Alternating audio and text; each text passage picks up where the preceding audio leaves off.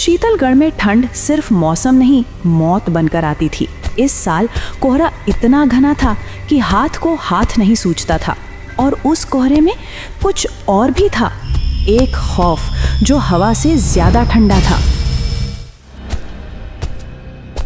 हाँ, आज तो भैया बहुत ही ठंड हो रही है। चलो, मैंने तो इतनी लकड़ियां काट ली है कि 2 दिन काम चल जाएगा। यदि ऐसे ही ठंड पड़ती रही तो सब कुछ जमकर बर्फ बन जाएगा। संतोष जंगल से आ ही रहा होता है, तभी उसे घने कोहरे में से किसी के चिल्लाने की आवाज आती है।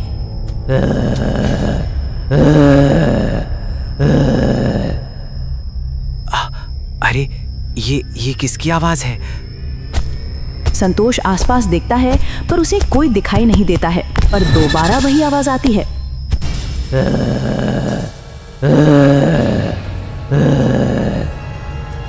अरे दोबारा वही आवाज, कहीं ऐसा तो नहीं यहाँ कोई मुसीबत में है? संतोष जैसे ही आगे बढ़ता है ये देखने के लिए, अचानक दंग रह जाता है।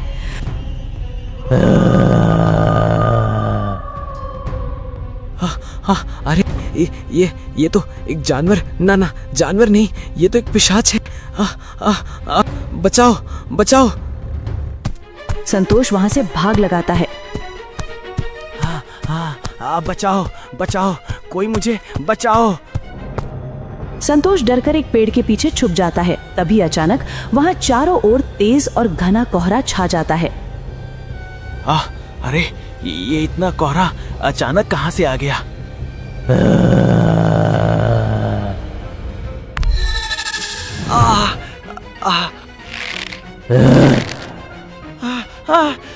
बचाओ बचाओ। वो पिशाच संतोष को मार देता है और अचानक गायब हो जाता है। इधर एक झोपड़ी के अंदर बूढ़ा महेश अपने फटी हुई रजाई में चिंटू को लपेटने की कोशिश कर रहा था। चिंटू का बदन तप रहा था, लेकिन हाथ बर्फ जैसे ठंडे थे। दा बहुत ठंड लग रही है, आग जला दो ना। महेश ने चूल्हे की तरफ देखा, वो खाली था। राख ठंडी हो चुकी थी। घर में एक भी लकड़ी का टुकड़ा नहीं बचा था जिससे वो आग जला सके। बस थोड़ा सब्र कर बेटा, सुबह होते ही मैं जंगल से लकड़ी लाऊंगा, बहुत सारी लकड़ी। हम एक बड़ा अलाव जलाएंगे। जंगल? पर दादाजी, लोग कहते हैं वहां उस जंगल में वो खूनी पिशाच रहता है जो लोगों का खून पीता है। वो अमीरों की कहानियां हैं बेटा, हम गरीबों को जानवर नहीं, ये ठंड मारती है। तू सो जा। महेश जानता था कि वो झूठ बोल रहा है। वो कोई कहानी नहीं था। कल ही गांव के 2 पहरेदार गायब हो गए थे, लेकिन उसके पास कोई चारा नहीं था। लकड़ी नहीं मिली तो चिंटू सुबह तक नहीं बचेगा।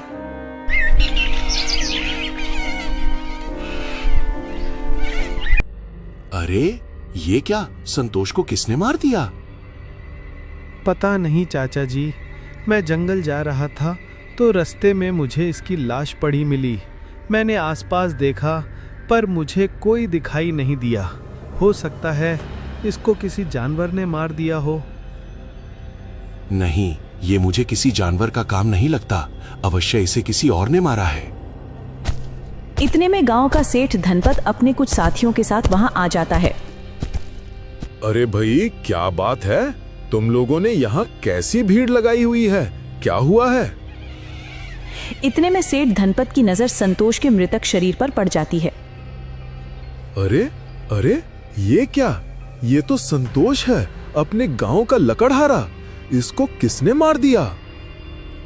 पता नहीं सेठ जी, जंगल में हमें इसका मृतक शरीर मिला और इससे पहले भी गांव के 2 पहरेदार रहस्यमयी तरीके से मर चुके हैं। हो ना हो अवश्य ही जंगल में कोई है जो लोगों को मार रहा है। अरे हाँ, जंगल में ऐसा कुछ भी नहीं है। तुम लोगों में भ्रम पैदा मत करो। इसे किसी जानवर ने मार दिया होगा। और वैसे भी जंगल में जंगली जानवरों के सिवा कौन रहता है? हाँ बताओ भला। हाँ सेठ जी, आप बात तो ठीक कह रहे हैं, पर इसका मृतक शरीर देखकर ऐसा नहीं लगता है जैसे इसे किसी साधारण जानवर ने मारा है। मुझे तो ये काम उसी कोहरे में रहने वाले जानवर का लगता है, जो अधिक ठंड होने पर कोहरे का सहारा लेकर केवल रात्रि में निकलता है और लोगों पर हमला कर उन्हें मार देता है। अरे हाँ जानवर, ऐसा कुछ भी नहीं है हमारे जंगल में। तुम लोग तो खामखा एक छोटी सी बात का इतना बड़ा बतंगड़ बना रहे हो। मैं शहर ही जा रहा हूँ और उसी जंगल के रास्ते से ही जाऊंगा। मैं भी देखता हूँ आखिर इस बात में कितनी सच्चाई है। सेठ धनपत उन गांव वालों की बातों पर विश्वास नहीं करता है और वहां से चला जाता है।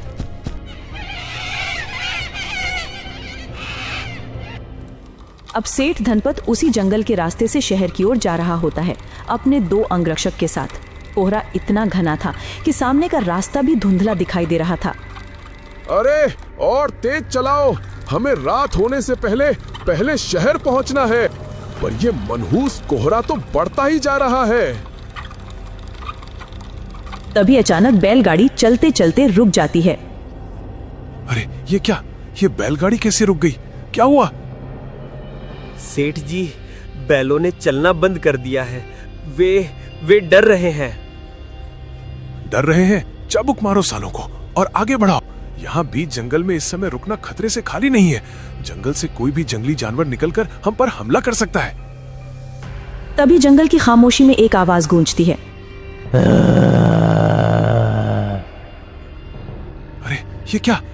ये तो किसी जानवर के गुर्राने की आवाज लगती है। देखो कौन है आसपास। अरे ये क्या? कौन है वहाँ? सामने आओ। अबे यहाँ खड़ा क्या चिल्ला रहा है? कौन है? थोड़ा आगे बढ़कर देख कौन है। जैसे ही वो अंगरक्षक थोड़ा आगे बढ़ता है, अचानक कोहरे के अंदर से 2 लाल आंखें चमकती हैं।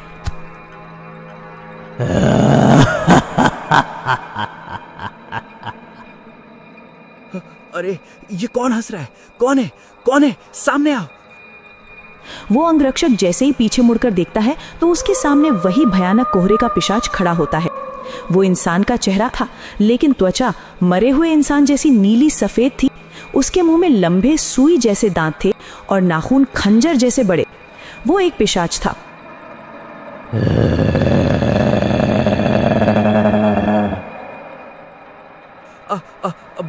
बचाओ बचाओ। अचानक वो पिशाच उस अंगरक्षक को खींच लेता है और वो कोहरे में गायब हो जाता है। ये क्या सेठ जी?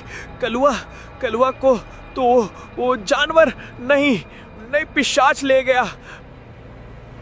क्या? पिशाच? इससे पहले सेठ धनपत कुछ समझ पाता, वो पिशाच उसके सामने आकर खड़ा हो जाता है।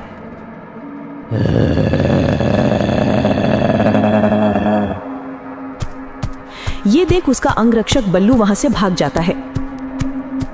हे भगवान, ये क्या? गरम खून। नहीं, मुझे मत मारना। मैं तुम्हें बहुत सारा सोना धन सब कुछ दे दूंगा। मुझे छोड़ दो। पिशाच ने सेठ का पैर पकड़ा और उसे खींचने लगा। कोहरे में सेठ की चीख सिर्फ एक पल के लिए गूंजी और फिर सन्नाटा। इधर सेठ धनपत का अंगरक्षक बल्लू चिल्लाते हुए तेजी से गांव की ओर भाग रहा होता है। बचाओ बचाओ, कोई मेरी मदद करो गांव वालों। उसकी आवाज सुनकर कुछ गांव वाले वहां आ जाते हैं। अरे बल्लू, क्या बात है? काहे चिल्ला रहे हो? क्या हुआ है? अरे वो वहाँ जंगल में एक भयानक पिशाच है। उसने सेठ जी को मार दिया और साथ ही साथ कलुआ को भी। वो बहुत खतरनाक है। वो सबको मार देगा। क्या? एक पिशाच? ये तुम क्या कह रहे हो? हाँ, ये सही कह रहा है। वो कोई कहानियां नहीं है।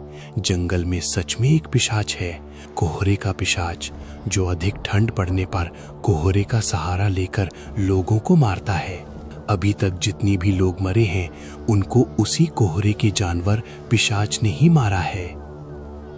हाँ चाचा जी, आप ठीक कह रहे हो। मैंने उसे अपनी आंखों से देखा। वो बहुत भयानक है। इससे पहले वो हम सबको मार दे, कुछ कीजिए, कुछ कीजिए।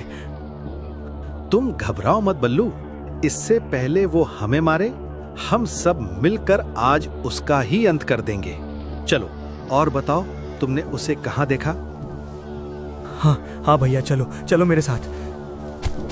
अब गांव के कुछ लोग अपने हाथों में मशाले लेकर उसके साथ जंगल की ओर जाते हैं। कुछ दूर चलने के बाद यही है वो स्थान। वे लोग आसपास देखते हैं, पर उन्हें ना तो वहां कोई पिशाच दिखाई देता है और ना ही किसी का मृतक शरीर। अरे ये क्या? अभी उस पिशाच ने सेठ जी और कलुआ को इसी स्थान पर मेरी आंखों के सामने मारा था, पर उनकी लाश। मुझे लगता है वो उनको अपने साथ ले गया। तो वो पिशाच अभी ज्यादा दूर नहीं गया होगा चाचा जी। इससे पहले अब कोई और उसका शिकार बने, हम ही उसे खोज कर मार देते हैं। तभी अचानक चारों ओर गहरा और घना कोहरा छाने लगता है। नहीं, अभी हमारा जंगल में जाना खतरे से खाली नहीं होगा। कोहरा बढ़ रहा है और वो कोहरे का जानवर पिशाच है, हम पर कहीं से भी हमला कर सकता है। अभी हमारा जंगल के अंदर जाने का अर्थ होगा अपनी मौत को स्वयं दावत देना। मेरा सुझाव है अभी हमारा यहाँ से लौट जाना ही उचित होगा। हाँ चाचा जी, आप ठीक कहते हैं। इससे पहले वो जानवर पिशाच यहाँ आ जाए और हम सबको भी मार दे, हमें यहाँ से चले जाना चाहिए। वे सारे लोग उस बूढ़े व्यक्ति की बात मान लेते हैं और वहां से वापस आ जाते हैं।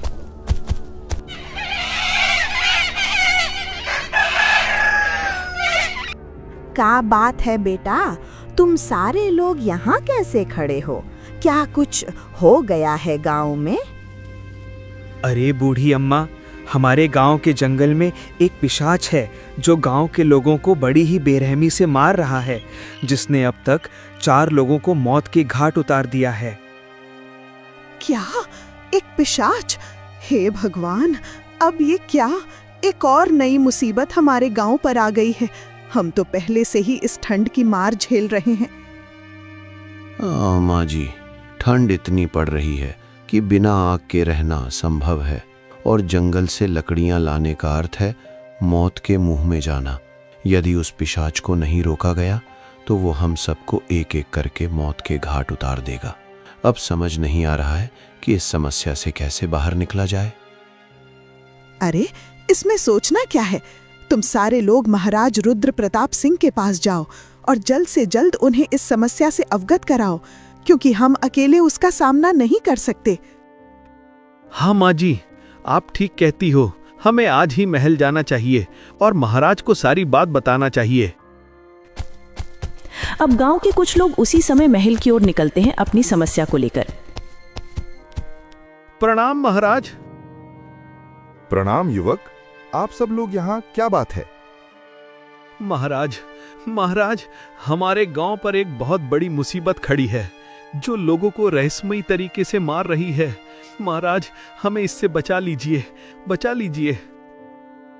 अरे ऐसी कौन सी मुसीबत आन पड़ी है तुम्हारे गांव पर जो तुम इतना घबराए हुए हो? थोड़ा सांस लो और आराम से बताओ क्या बात है। महाराज, हमारे गांव के जंगल में एक खूनी पिशाच है जो जंगल में जाने वाले लोगों और साथ ही साथ उनमें रहने वाले जंगली जानवरों को अपना शिकार बना रहा है। अब तक उसने गांव के 4 लोगों को मार दिया है। गांव के चारों ओर उसका ही खौफ है। लोग डरे हुए हैं। महाराज, कुछ कीजिए। यदि उसे नहीं रोका गया तो अनर्थ हो जाएगा।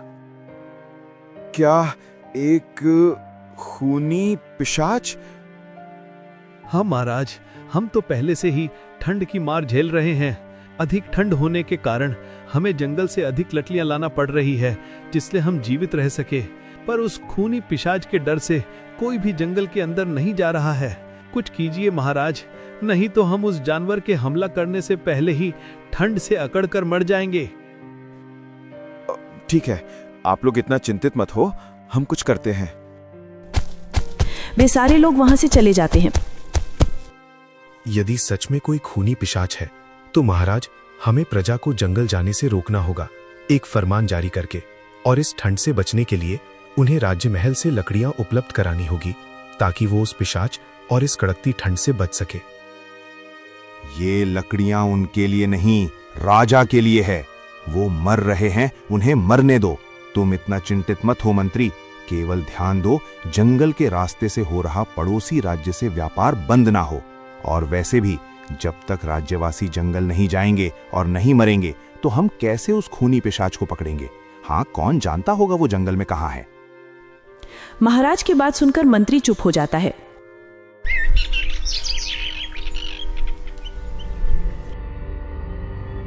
सेठ और उसके अंगरक्षकों की कटी फटी लाशें जंगल के किनारे मिली थी।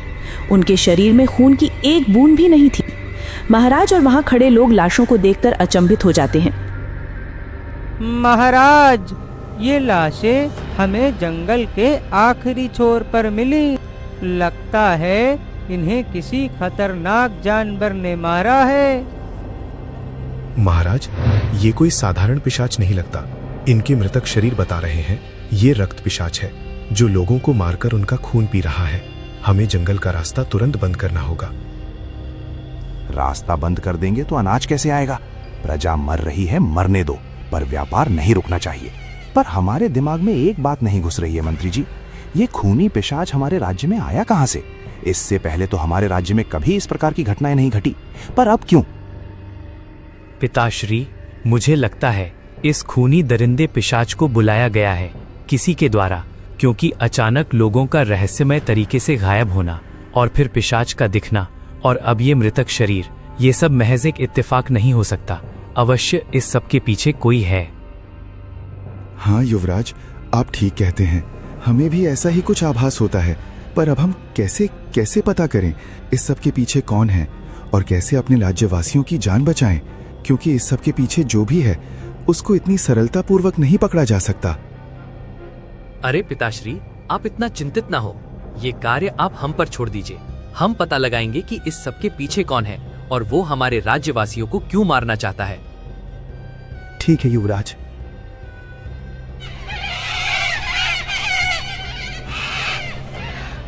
सैनिकों, आसपास छिप जाओ और नजर रखो कि कौन व्यक्ति है जो इस डर के माहौल में भी इस जंगल में आ जा रहा है।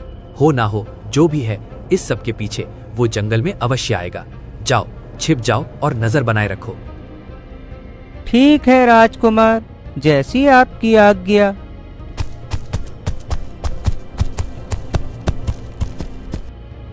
अब सैनिक और राजकुमार अलग अलग स्थान पर छिप जाते हैं और उसके आने का इंतजार करते हैं।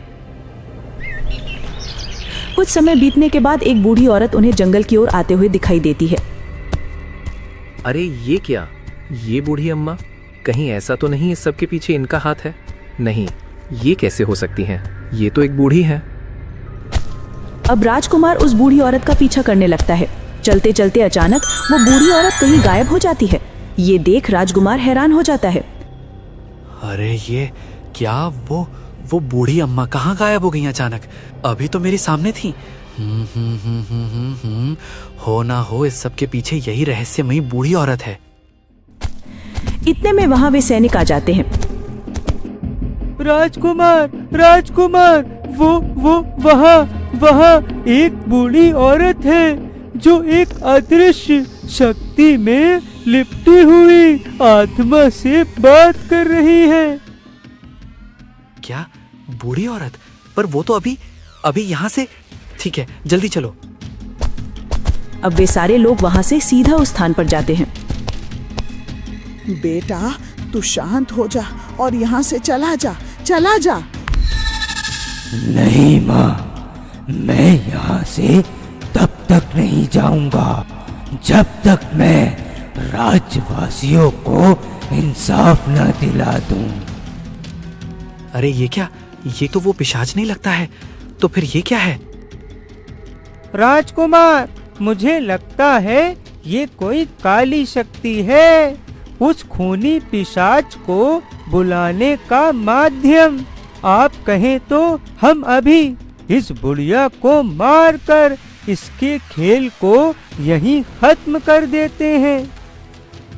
नहीं, रुक जाओ। उस बूढ़ी औरत की बातों पर ध्यान दो। सुनो, वो उस अदृश्य शक्ति से ऐसे बात कर रही है जैसे वो उसका बेटा हो या उसके बेटे की आत्मा। अभी उस पर हमला करना उचित नहीं होगा। तुम लोग इस पर नजर बनाए रखो और इसका पीछा करो और देखो ये गांव में कहाँ रहती है। हो ना हो अवश्य इसका कोई ना कोई संबंध है उस पिशाच से। ठीक है राजकुमार। देखते ही देखते अचानक वो अदृश्य शक्ति और वो बूढ़ी औरत वहां से गायब हो जाती है। अरे अरे ये क्या? राजकुमार राजकुमार, वे अदृश्य शक्ति, वे बूढ़ी औरत अचानक गायब हो गई। हाँ, मुझे लगता है वो कोई आम बुढ़िया नहीं थी, वो एक मायावी बुढ़िया थी। हम सब ने उसका चेहरा देख लिया है। चलो, अब हो ना हो वो अवश्य इसी गांव में ही कहीं रहती होगी।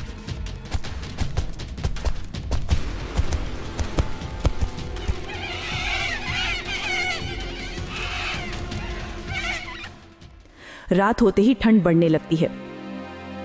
ठंड के कारण चिंटू की हालत बिगड़ती जा रही थी। महेश जानता था कि अगर अब लकड़ी नहीं आई तो रात में ठंड चिंटू को मार डालेगी। पिशाच के डर से बड़ा डर अपनी औलाद को खोने का था। तो डरना मत चिंटू बेटा मेरे लाल, मैं जंगल जा रहा हूँ लकड़ियाँ लेने। अभी मैं तेरे लिए लकड़ियाँ लेकर आता हूँ, फिर हम आग जलाएंगे और इस ठंड को दूर भगा देंगे। मैं अभी गया और बस अभी आया। जंगल के किनारे से सूखी लकड़ी ले आऊंगा। दादा मत जाओ, वो खूनी जानवर पिशाच आ जाएगा। अरे बेटा, मेरा खून तो पहले से ही पानी जैसा पतला है, उस पिशाच को पसंद नहीं आएगा। मैं जल्दी आऊंगा। और हाँ, तुम दरवाजा बंद रखना, कोई भी आए खोलना नहीं। मैं गया और बस आया। हाँ। महेश बाहर निकला। कोहरा इतना घना था कि उसे अपने पैर भी नहीं दिख रहे थे। वो कांपते हाथों से कुल्हाड़ी थामे जंगल की ओर बढ़ा। हर सरसराहट पर उसका दिल हलक में आ रहा था। हे भगवान, ये क्या? मुझे तो यहाँ कोई ऐसा पेड़ दिखाई नहीं दे रहा है जिसे मैं जल्दी से काट कर ले जाऊं। कहीं ऐसा ना हो वो दरिंदा जानवर पिशाच आ जाए। तभी महेश को एक छोटा पेड़ दिखाई देता है जिसे वो काट सके, पर जंगल में मौत जैसी शांति थी। महेश जल्दी जल्दी लकड़ियां काट रहा था और उसकी सांसें भाप बनकर उड़ रही थी। तभी अचानक एक हाथ ने महेश का कंधा पकड़ा। नहीं नहीं, मुझे छोड़ दो, मुझे मत मारना, मेरा खून मत पीना। महेश ने पलटकर देखा, सामने राजकुमार योग प्रताप खड़े थे। राजकुमार, आप यहाँ? भाग जाइए हुजूर, मुझे लगता है वो शैतान यहीं कहीं आसपास है, क्योंकि अभी आते समय मैंने रास्ते में बहुत भयानक आवाजें सुनी और मुझे लगता है वो उसी की आवाजें थी। हाँ, मैं जानता हूँ, मैं उसी का इंतजार कर रहा हूँ। पर आप यहाँ क्या कर रहे हैं? मैं यहाँ लकड़ियां लेने आया हूँ सरकार, क्योंकि मेरा पोता ठंड से मर रहा है सरकार। यदि आग नहीं जलाएगी तो ये ठंड उसकी जान ले लेगी। आप गलत वक्त पर आए हैं बाबा। कोहरा बढ़ रहा है और वो खूनी पिशाच कहीं से भी आप पर हमला कर सकता है। आप यहाँ से चले जाइए। राजकुमार बूढ़े महेश से बात कर ही रहा होता है, तभी कोहरे में से उसे वही बूढ़ी औरत आते हुए दिखाई देती है। कोहरा अचानक और घना हो गया, तापमान एकदम से गिर गया। अरे ये क्या? ये तो वही बूढ़ी औरत है। इससे पहले ये दोबारा गायब हो जाए, मैं इसको पकड़ लेता हूँ। राजकुमार दौड़ता हुआ उसके पास जाता है। अरे राजकुमार, आप यहाँ इतनी रात गए, आप यहाँ क्या कर रहे हैं? यहाँ से चले जाइए। क्या आप नहीं जानते हैं इस जंगल में एक खूनी पिशाच है जो लोगों पर हमला कर रहा है? हाँ, मैं जानता हूँ बुढ़िया, और मैं ये भी जानता हूँ उस पिशाच को तूने ही बुलाया है। अब सीधी तरह बता दे, तेरा क्या संबंध है उस पिशाच से और तूने उसे यहाँ क्यों बुलाया? नहीं तो अभी मैं तुझे मौत के घाट उतार दूंगा। क्या? तू मेरा कुछ नहीं कर सकता राजकुमार। मैंने उसे क्यों बुलाया ये जानने से पहले ही तू इस संसार से हमेशा के लिए चला जाएगा। तभी कोहरा बढ़ने लगा और अचानक वो खूनी पिशाच वहां आ गया। ताजा और गर्म खून। अरे ये क्या, ये तो राजकुमार भागिए वहां से, इससे पहले ये जानवर आप पर हमला कर दे। सैनिक जैसे ही ये कहता है, अचानक वो पिशाच उसे पकड़ लेता है। बचाओ बचाओ बचाओ राजकुमार। तुझे मुझसे कोई नहीं बचा सकता।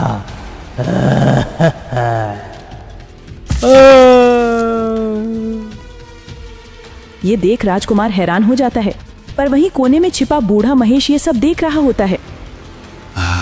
अरे ये क्या, ये खूनी पिशाच तो बहुत डरावना और खतरनाक है। यदि इसे नहीं रोका गया तो ये राजकुमार को मार देगा। मुझे कुछ करना होगा। तू क्या राजकुमार, मुझे इस दुनिया की कोई भी ताकत नहीं रोक सकती जब तक कि इस राज्य के राजा का अंत नहीं हो जाता। पर उससे पहले तू मरेगा। उसके बाद इस राज्य का राजा मैं पूरे वंश को ही मिटा दूंगी। क्या? पर क्यों? ऐसा क्या किया है महाराज ने तुम्हारे साथ जो तुम उन्हें मारना चाहती हो? ये सुनते ही पिशाच जोर जोर चिल्लाने लगता है। माँ, इसकी बातों पर ध्यान मत दो, अपना उद्देश्य याद रखो। मैं अभी इसे मार देता हूँ ताकि ये आपको उलझा ना सके अपनी बातों में। नहीं, रुक जाओ। यदि तुम्हारा उद्देश्य मुझे मारने से पूरा हो जाएगा तो मैं मरने के लिए तैयार हूँ, पर मुझे केवल इतना बता दो, तुम ऐसा क्यों कर रही हो? और ये पिशाच कौन है? आखिर हमने ऐसा क्या किया है तुम्हारा जो तुम हमें मारना चाहती हो? इतने में वो बूढ़ा महेश अपने हाथ में आग लेकर आता है और उस खूनी पिशाच को आग लगा देता है।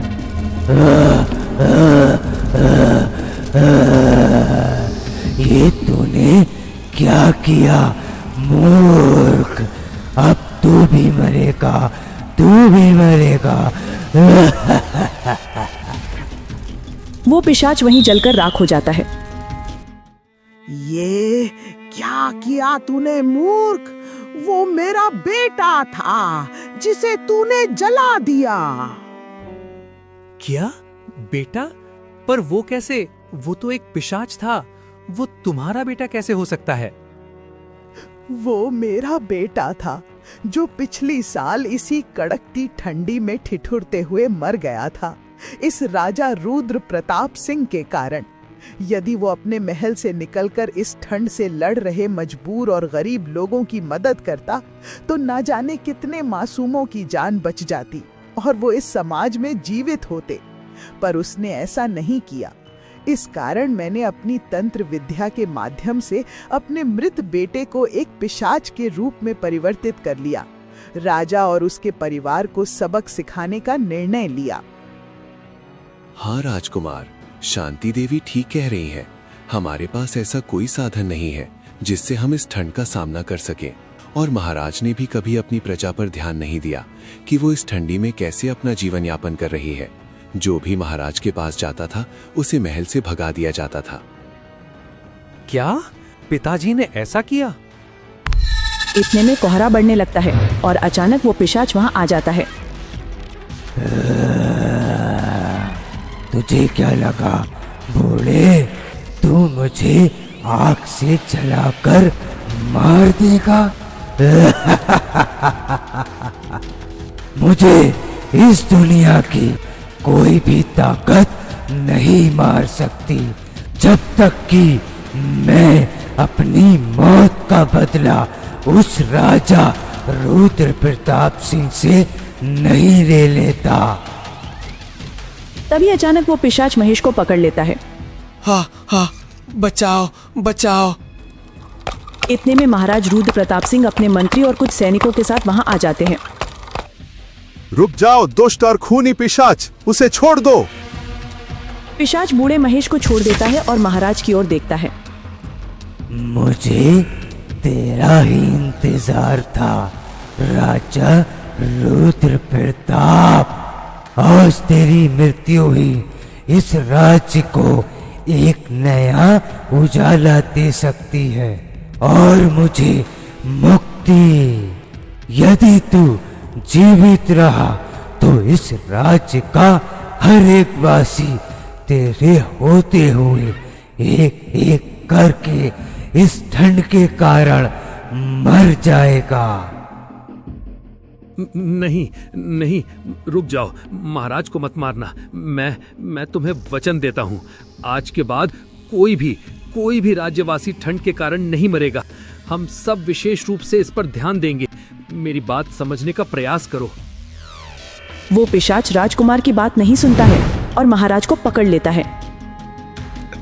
नहीं, मुझे छोड़ दो, मुझे मत मारो।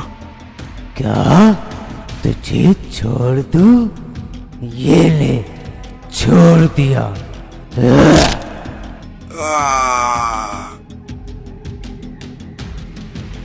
पिपसली! महाराज की वहीं मृत्यु हो जाती है और वो पिशाच एक प्रकाश के साथ वहां से गायब हो जाता है और अचानक वो बूढ़ी औरत भी वहीं गिर जाती है और मर जाती है। अरे बूढ़ी माँ, उठिए, क्या हुआ आपको? तभी वहां एक आवाज गूंजती है। जब इस राज्य में राजा के द्वारा अन्याय होगा, तब ऐसा ही एक पिशाच जन्म लेगा और उस राजा का अंत करेगा। ये लड़ाई अभी खत्म नहीं हुई है।